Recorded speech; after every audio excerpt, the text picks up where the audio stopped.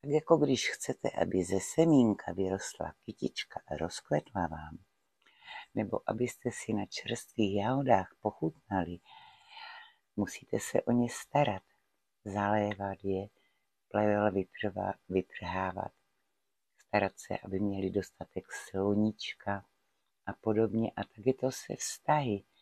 I o ty se musíme starat, musíme je hýčkat.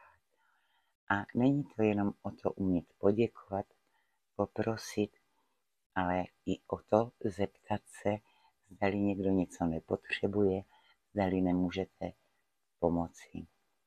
A je důležité o problémech mluvit, ne mlčet, protože kde není konverzace, tam ty vztahy váznou.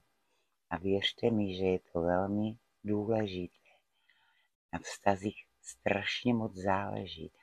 A není to jenom doma v rodině, ale i v zaměstnání, nebo ve vašem podnikání, nebo studujete-li, tak ve škole.